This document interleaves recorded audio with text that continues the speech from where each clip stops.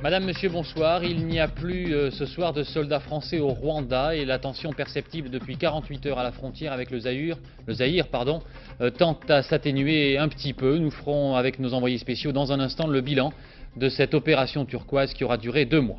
Un attentat en Algérie contre une Française blessée grièvement par balle ce matin à 400 km d'Alger. Une timide rentrée politique, celle d'Henri Emmanuelli. Notre page sur la libération de Paris et puis du sport également sont au sommaire de ce journal. La situation donc pour commencer dans le sud du Rwanda qui semble se détendre un tout petit peu ce soir. Depuis hier, nous vous parlons de ce face-à-face entre des milliers de réfugiés qui voudraient quitter leur pays et des soldats zaïrois qui de l'autre côté de la frontière les en empêchent. Le Zaïre a fait un geste dans la journée, un pont a été rouvert. Reportage d'Isabelle Betchler et Eric Messi. Il n'aura pas fallu attendre très longtemps après le départ légionnaire français qui tenait la frontière côté rwandais pour que les réfugiés tentent d'avoir raison de la résistance des casques bleus éthiopiens venus les remplacer. Le chaos fut immédiat et la mêlée indescriptible. Visiblement, les Éthiopiens n'avaient pas une idée très claire de la manière dont ils étaient censés mener à bien leur mission. Entre leurs coups de bâton et les coups de fusil en l'air des Zaïrois, l'ordre fut péniblement rétabli. Et tout est bon pour passer.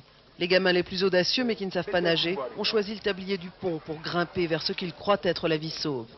Mais les paras-zaïrois ne l'entendent pas de cette oreille.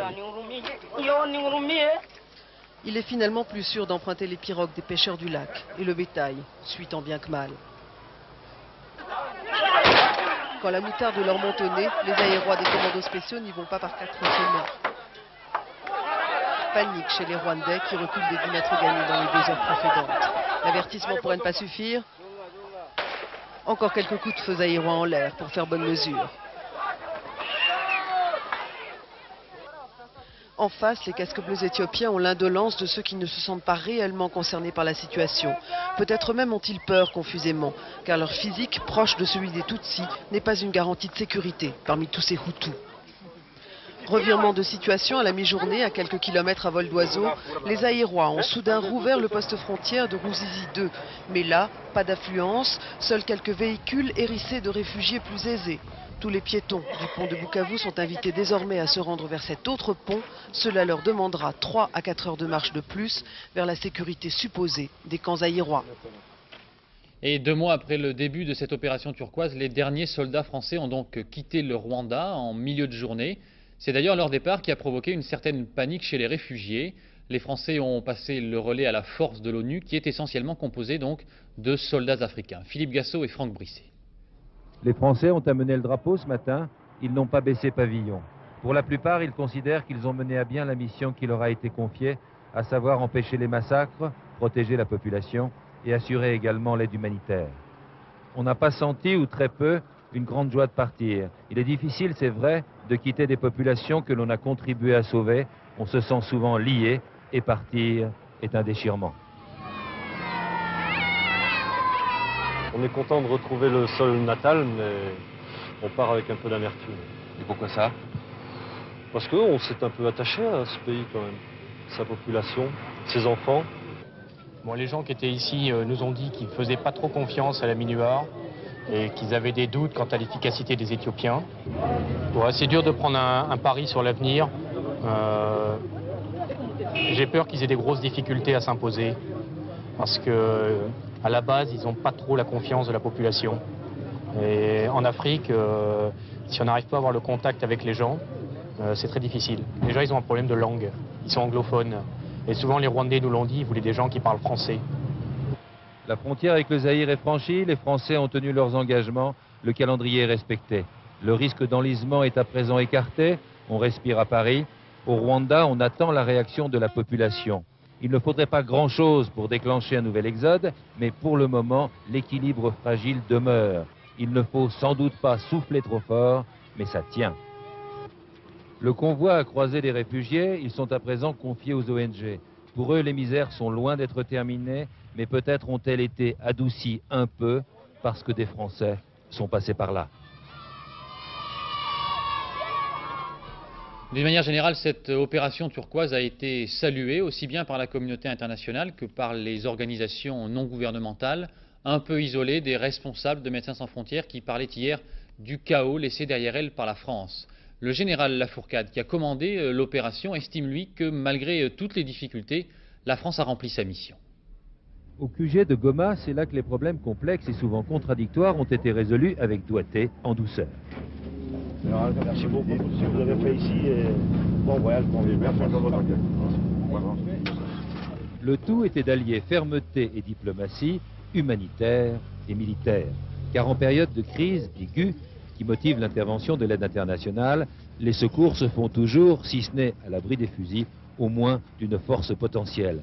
Celle-ci était française, avec à sa tête Jean-Claude Lafourcade, général de brigade, sur le départ.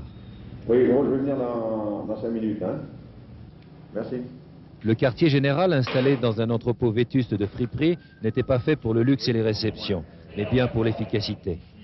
Heure par heure, le flux de la population est mesuré, analysé, le nombre de morts enregistré, les besoins consignés et transmis.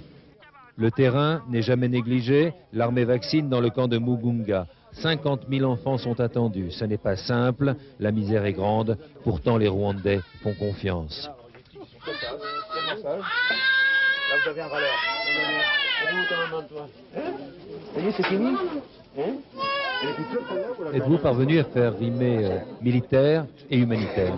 Mais je crois que depuis le début de notre action, ça rime très bien. Là, c'est un exemple vivant, un travail extrêmement efficace de cette bioforce qui représente peu de monde, mais qui a vacciné des milliers et des milliers de gens. Et sur le terrain, dans la zone humanitaire turque, c'est la même chose, c'est-à-dire que le médecin est là, l'aide alimentaire arrive, en même temps, j'en assure la sécurité. Général, est-ce que vous êtes un autre homme en rentrant chez vous? Je pense que j'ai un peu mûri après tout ce que j'ai vu ici, mais il est réconfortant également de voir comment les jeunes Français étaient avec moi, étaient capables de se dévouer, de se dépenser avec une abnégation extraordinaire pour une noble cause humanitaire. Les Français n'ont pas tenu compte du regard des autres, ils sont venus les premiers sous les huées, ils repartent aujourd'hui avec les regrets. On les aurait bien gardés encore un peu, les besoins sont énormes. En direct du Zaïre depuis Bukavu avec nous, notre envoyée spéciale Isabelle Bechler. Isabelle, vous êtes au Rwanda et au Zaïre depuis plusieurs semaines. Est-ce que vous avez l'impression que les soldats français ont transmis le relais de manière efficace et que les soldats de l'ONU vont pouvoir efficacement protéger cette zone humanitaire sûre dans le sud du Rwanda? C'est-à-dire qu'on aurait pu souhaiter qu'ils transmettent le flambeau de manière un peu plus longue peut-être. Les brigades communes avec les casques bleus ghanéens n'ont peut-être pas été assez longues, il y en a eu 15 jours, peut-être aurait-il fallu créer un sentiment de confiance un peu plus long. Parce que les troupes ghanéennes ont aussi eu quelques petits problèmes de communication avec la population, elles ne s'expriment pas en français et donc il leur est plus difficile de gagner cette confiance. Mais en tout état de cause, il n'était pas question que les Français restent plus longtemps que le mandat que l'ONU leur avait confié et donc leur départ se fait bien dans les temps, mais peut-être pas exactement de la manière qu'il aurait fallu. Isabelle, la réouverture d'un des postes frontières donc entre le Rwanda et le Zaïre semble calmer un petit peu les choses ce soir? Oui, effectivement, car les réfugiés vont maintenant pouvoir se rendre directement dans les camps sans engorger cette ville de Bukavu qui est déjà sous une pression extrême à cause de l'afflux des réfugiés. Et c'est surtout ce que recherchait le pouvoir zaïrois qui veut bien sûr ménager son image internationale de terre d'accueil. Le Zaïre a été terre d'accueil à Goma, il veut l'être aussi à Bukavu, mais sans toutes les horreurs qu'entraînent les flots considérables de réfugiés, sans les épidémies et sans la pression, sans l'engorgement terrible que cela provoque. Et donc l'idée maintenant est de prendre en charge ces réfugiés dès ce nouveau poste frontière du pont de Ruzizi 2 pour les emmener en camion dans des camps qui sont plus éloignés de la frontière. Merci beaucoup Isabelle. Je rappelle que vous étiez donc en direct du Zaïre ce soir. Toujours à l'étranger, une nouvelle fois en Algérie, un attentat contre des ressortissants français. Cette fois, c'est une habitante de Sig, une ville qui est située à 400 km à l'ouest d'Alger, qui a été blessée ce matin tout près de chez elle par 4 hommes armés qui ont pris la fuite. Cette dame de 65 ans a été hospitalisée, ses jours ne seraient pas en danger. Le ministère des Affaires étrangères a immédiatement condamné cet attentat et a exprimé son indignation devant la lâcheté de ses agresseurs. Un quotidien britannique, l'Observer, rapporte ce matin le témoignage d'un médecin soudanais à propos de la récupération de Carlos par les services secrets français il y a pratiquement une semaine. Selon ce médecin, Carlos était hospitalisé pour une banale opération de liposuction. Il aurait été anesthésié et livré en quelque sorte à la DST.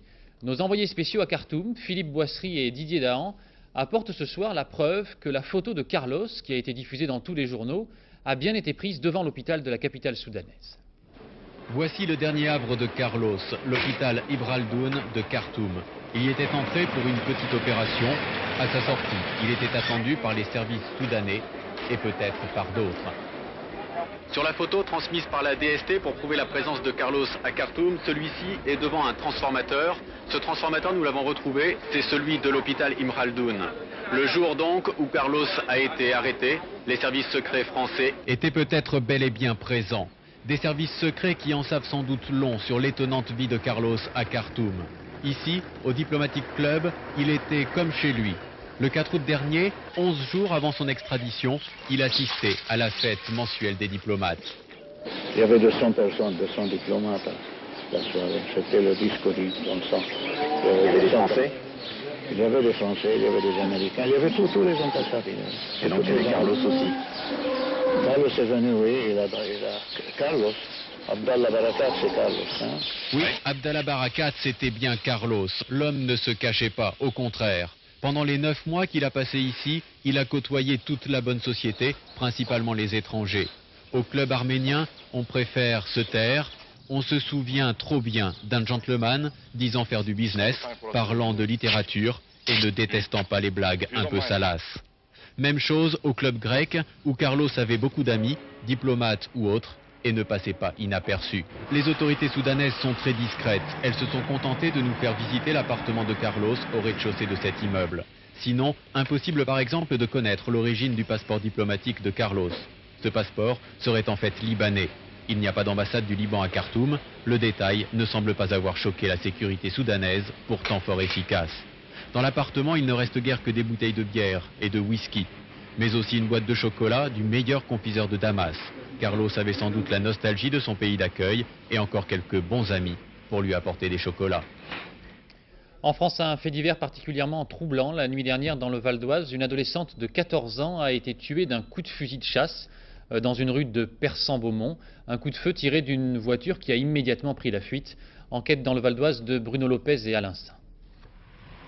Dans ce quartier, d'habitude si tranquille, personne ne s'explique la mort tragique de la fillette. Accompagnée de 6 frères et sœurs, elle rentrait chez elle. Une voiture s'approche, un de ses occupants sort un fusil de chasse et tire. Odeline s'écroule, son frère, 19 ans, est blessé. J'ai entendu hurler dans un premier temps. Je crois que c'était des jeunes qui faisaient un peu le cirque. Et je me suis mis à ma fenêtre et j'ai vu une jeune fille allongée par terre. Et puis un groupe de 5-6 jeunes autour qui hurlaient qu'elle avait reçu un coup de fusil. À 300 mètres de là, le pavillon où la famille habite. L'enquête, conduite par la police de Versailles, doit déterminer les mobiles du meurtre. Cette collégienne de 14 ans qui rentrait d'un concert de musique religieuse a peut-être été la victime d'un geste prémédité, d'un crime gratuit ou d'un acte raciste. Je ne peux pas vous le dire. Le malheur est arrivé, je ne peux pas vous dire si c'est un acte raciste ou pas. Cette famille d'origine haïtienne n'avait jamais reçu de menaces. Une famille, a priori sans histoire, qui habitait dans ce pavillon de Persan depuis quelques mois à peine.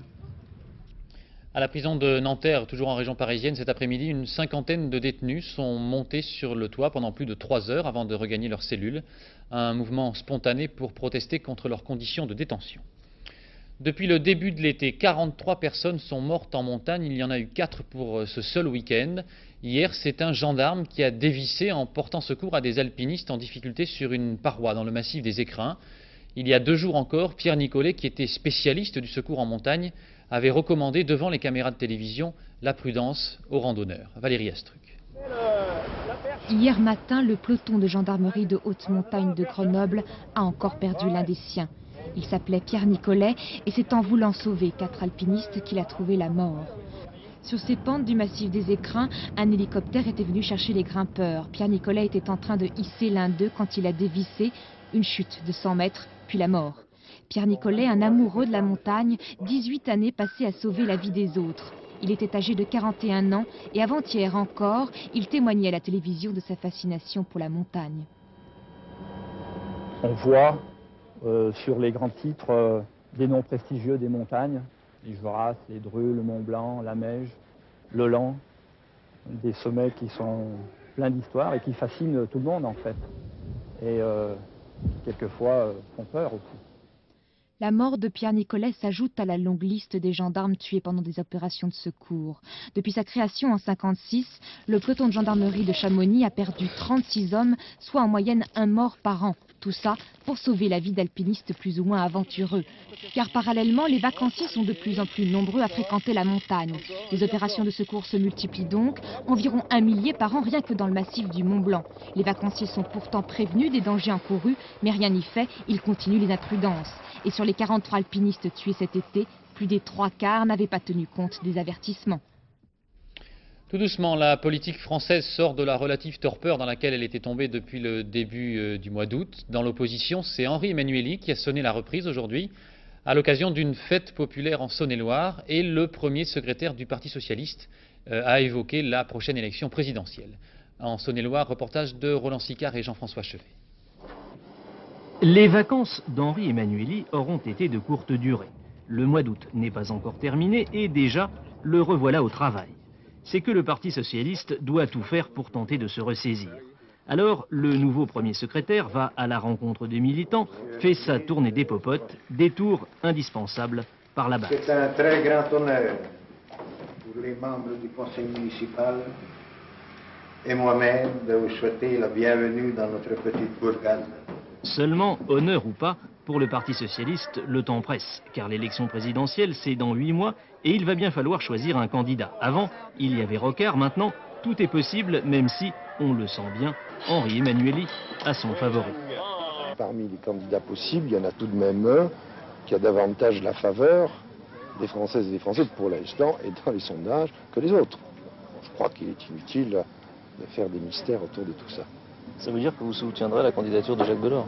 Ça ne veut rien dire du tout. Je constate qu'aujourd'hui, Jacques Delors, c'est évident, serait, si je regarde les sondages, qui sont censés refléter l'opinion des Français, le candidat le mieux placé. La conclusion s'impose d'elle-même pour les socialistes. Le plan de bataille pour l'élection présidentielle est d'ores et déjà arrêté. Emmanuelli à la tête du PS, Jacques Delors pour la candidature à l'Élysée. L'ennui, c'est que Jacques Delors, justement, n'a encore rien dévoilé de ses intentions. Alors, en attendant, les socialistes font comme si, espérant qu'en fin de compte, le patron de la Commission européenne finira par céder à l'amicale pression de ses amis. D'autres personnalités politiques assistaient à la commémoration d'un épisode tragique mais relativement mal connu de la libération de Paris. Près de la cascade du Bois de Boulogne, 35 jeunes résistants furent fusillés par les Allemands dans la nuit du 16 au 17 août 1944. Une cérémonie extrêmement émouvante en présence des frères et des sœurs de ceux qui à l'époque avaient entre 17 et 25 ans. Jean-Baptiste Prédaly et Frédéric Bonnet. Au milieu des arbres du Bois de Boulogne, ce sont les traces de l'histoire. Ici, dans la nuit du 16 au 17 août 1944, 35 jeunes résistants sont fusillés par les Allemands. Cette clairière, c'est le lieu d'une des tragédies de la libération de Paris. La veille, ces combattants FTP, FFI et jeunes chrétiens de la région parisienne avaient été attirés dans un piège par la Gestapo, une fausse livraison d'armes au petit matin. Ils sont massacrés. Alors aujourd'hui, il y avait le temps de la commémoration officielle, le dépôt des gerbes, celle du maire de Paris par exemple. Et puis, pour les compagnons d'armes, pour les familles, c'était un autre temps, celui du souvenir qui ne s'efface pas. Nous sommes allés chercher les corps rue Chardon-Lagache le 19. Et j'ai vu les drapeaux tricolores aux édifices. Vraiment, je ne comprenais pas. On est complètement, je dirais, abruti dans ces circonstances-là. Surtout quand vous voyez 35 corps alignés dans un garage. Alors, on les a ramenés à Chelles. Ils ont été privés de la joie de la liberté, pour laquelle ils avaient travaillé et espéré. Mon frère avait 19 ans, ils étaient 21, 18 et 17. Alors c'est vraiment... Moi j'y pense tout le temps. Tout le temps. L'autre trace de l'histoire dans la pierre, les noms de ceux qui sont morts 2 jours avant l'insurrection et le début de la libération de Paris. Chalard, mort pour la France. Counil, mort pour la France. Delport. Ce 21 août 1944, l'insurrection bat son plein dans la capitale. Les combats font plusieurs dizaines de victimes. Le récit de la journée par Jean Cornet. Troisième jour de l'insurrection de Paris. Tôt le matin, dans le 5e arrondissement, une attaque est dirigée contre des camions allemands qui tirent sur des civils. Ils sont incendiés. 2 Allemands sont tués, les autres sont faits prisonniers. Des chars attaquent la barricade Saint-Michel-Saint-Germain. Ils sont repoussés par les partisans qui utilisent des cocktails Molotov. La gare de l'Est est libérée. Celle du Nord est toujours occupée, comme celle d'Austerlitz. Rue de Grenelle, des combats contre des chars durent 11 heures d'affilée. Les ponts sont mal ou pas du tout contrôlés par la résistance. Les Allemands en profitent pour porter rapidement le combat sur plusieurs points simultanément. À l'hôtel de ville, les combats sont rudes, les armes font défaut. Les FFI n'hésitent pas, même au péril de leur vie, à en récupérer dès qu'ils le peuvent. Les Allemands ne respectent pas les accords de la trêve. Des membres des services sanitaires sont faits prisonniers et des FFI sont fusillés rue de Rivoli par des SS. En riposte, à 19h15, une instruction de l'état-major FFI donne l'ordre de passer par les armes, par réciprocité, tous les SS faits prisonniers. En fin de journée, les journaux issus de la résistance sortent de la clandestinité et pour la première fois sont distribués par milliers. Malgré de lourdes pertes, les 3/4 de Paris, en rouge sur la carte, sont complètement libérés de l'occupant qui s'est retranché dans des places fortes. Mais plus que jamais, cette avancée semble fragile et nécessite une aide rapide des Alliés. Pour cela, le commandant gallois, qui est parti la veille en mission pour l'état-major FFI, réussit à rencontrer dans la nuit, dans un PC avancé des Alliés près de Naufle-le-Château, le général Patton. Mais ce dernier refuse de changer une tactique de marche établie à l'avance et qui ne le fait pas passer par Paris. Évidemment, ce défi que les Parisiens lancent aux Allemands ne reste pas sans réponse. Dominique Lapierre, co-auteur avec Larry Collins de Paris Brutil, nous raconte ce soir l'odieuse solution imaginée par les Allemands pour protéger leurs tanks. Le colonel Kaiser, commandant le point d'appui du Luxembourg, a imaginé un horrible stratagème. Il a fait attacher sur chaque tourelle 2 otages civils qu'il utilise comme des boucliers vivants. Cet après-midi, le général Otto Desslock, le nouveau chef de l'aviation allemande sur le front de l'Ouest, est venu voir le commandant du Grosse Paris pour lui offrir le moyen radical d'en finir avec l'insurrection des Parisiens. Il propose de bombarder tous les quartiers qui s'étendent de Montmartre à Pantin et des buttes Chaumont à la Villette. Il a choisi cette zone parce qu'elle est située à moins de 10 km de sa base du Bourget. 1/4 de Paris et 800 000 habitants pourront ainsi être anéantis en un temps record. Ce raid dévastateur donnerait au général von Choltitz le moyen de soumettre les Parisiens une bonne fois pour toutes. Un moyen brutal et sauvage, certes, mais, dira-t-il, mon premier devoir était de défendre mes soldats. Or, en cette seule journée du 21 août, 75 Allemands vont tomber sous les balles des Parisiens insurgés. À demain. Une nouvelle page donc consacrée à la libération de Paris dans notre édition de demain. Le loup des Vosges dont nous vous parlions hier soir a fait une nouvelle victime, une brebis égorgée près de Vittel hier soir. Depuis 2 mois, il aurait tué une dizaine de moutons et un poulain. Les nouvelles battues effectuées aujourd'hui n'ont rien donné. Et puis à Honolulu, aux États-Unis, c'est l'éléphant d'un cirque qui s'est carrément attaqué aux spectateurs. Il est devenu complètement fou et a semé la panique dans les rues de la ville. Daniel Wolfrom. Certains spectateurs ont cru que la scène faisait partie du numéro. Mais très vite, ils ont compris, l'éléphant du cirque était devenu fou. Fou au point de tuer son dresseur. Et puis dans l'affolement général qui a suivi, l'éléphant a trouvé le moyen de s'enfuir, de quitter la scène, pour sortir dans la rue et retrouver sa liberté.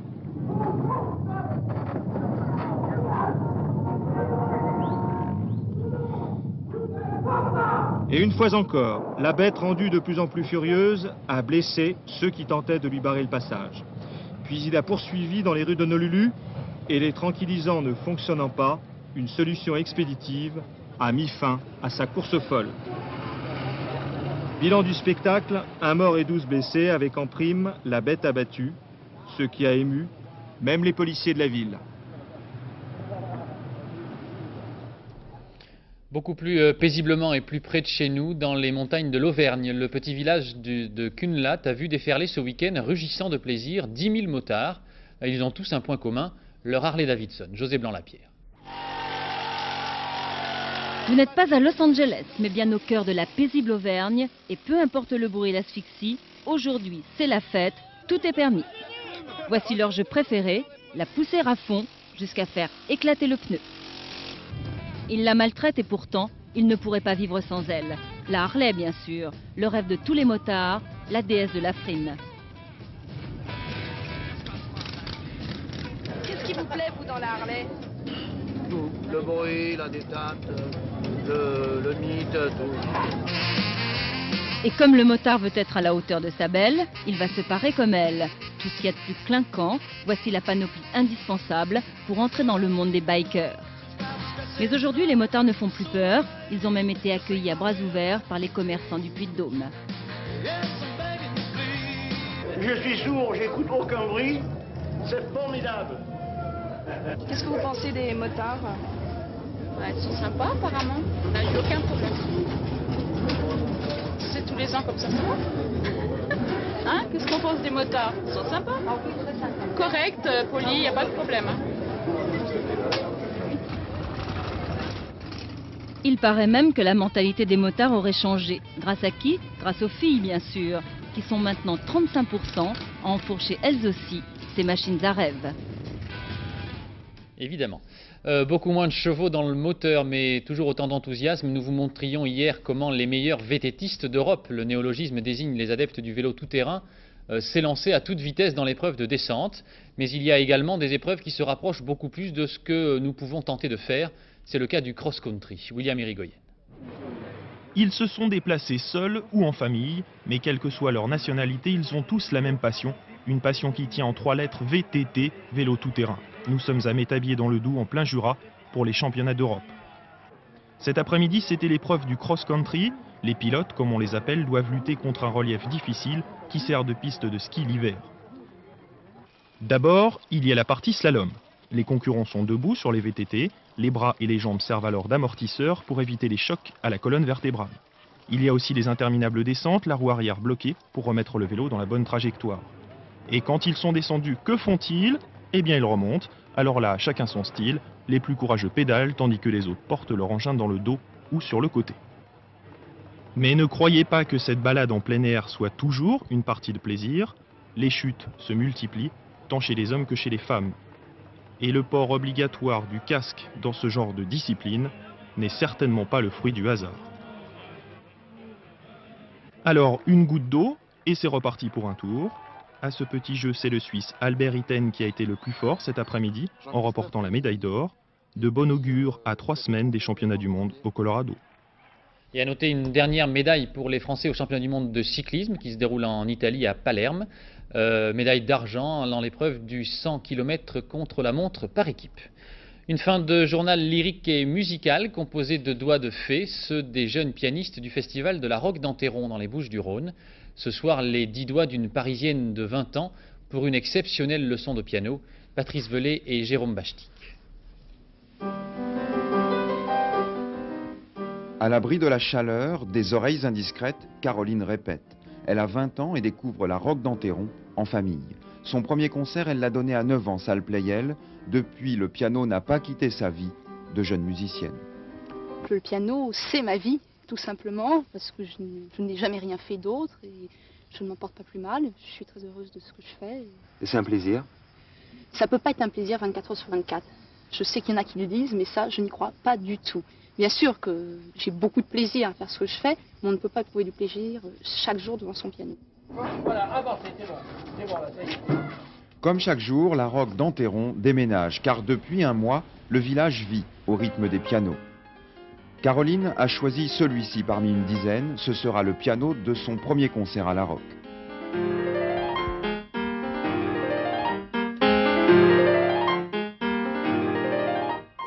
La scène, c'est quelque chose de très inquiétant et de passionnant en même temps. C'est inquiétant les jours avant le concert et une fois que je suis sur la scène, j'ai plus envie de la quitter du tout. C'est ma récompense. Récompense aussi les félicitations, les signatures, l'émotion exprimée d'un public conquis. C'est une fille formidable, Qu'est-ce quoi. que vous avez aimé particulièrement? sa façon de jouer, son doigté qui était, disons, extraordinaire et merveilleux. Elle a une pensée très très profonde pour quelqu'un de très jeune. Ça m'a vraiment bouleversée. J'espère que mon rimel n'a pas trop coulé.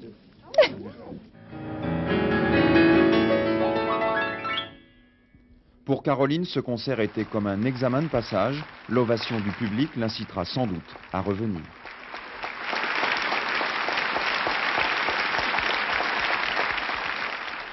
Dans un instant, la composition de Laurent Romeshko pour la météo de demain, avec le retour des orages. À 20h50, Coluche, dans un film de Dino Risi, Le Fou de guerre. Florence Duprat pour le dernier journal aux environs de minuit 10. Demain matin, Télématin dès 6h30. À 13h, Antoine Cormery. Et j'aurai le plaisir de vous retrouver à 20h. Je vous souhaite une excellente soirée.